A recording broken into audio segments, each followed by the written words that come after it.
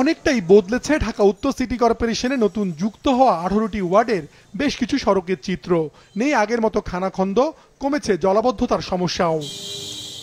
কারণ 2023 সালে শুরু হওয়া ওইসব ওয়ার্ডের 90 কিলোমিটার সড়ক ও ড্রেনেজ ব্যবস্থা উন্নয়নের মধ্যে 25 কিলোমিটারের কাজ শেষ হয়েছে। তবে উন্নয়ন হলেও সড়কগুলো পরিকল্পনা অনুযায়ী প্রশস্ত হয়নি। এতে যানজটের ভোগান্তি রয়েই গেছে বলছেন স্থানীয়রা। উন্নয়ন কিছুটা হয়েছে, যেমন আগে আমরা আঁটু পানিটা যাইতাম, এখন পানিটা নাই, মিডল দিয়ে ড্রেনটা হয়েছে, পানিটা সরে গেছে।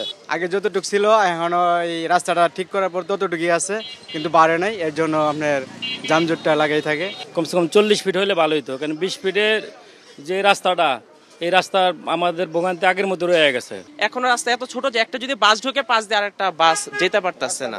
একবার উন্নয়ন করছে কিন্তু রাস্তা বড় করেনি। আবার যদি রাস্তা বড় করে তাহলে আমাদের ভোগান্তি বেড়ে যাবে, রাস্তা দিয়ে চলাচল করা খুব কষ্ট হয়ে যাবে।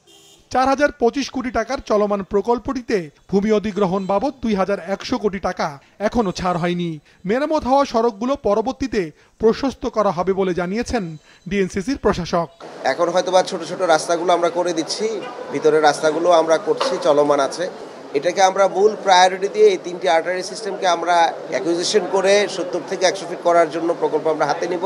জনদুর্ভোগ এবং সরকারি টাকা যেন দ্বিতীয়বার খরচ না হয় সেটাকে মাথায় রেখে অ্যাকুইজিশন যখন হবে তখন সাইড এক্সপানশন হবে, ইউটিলিটি লাইনটা মাঝখানে চলে যাবে সবার।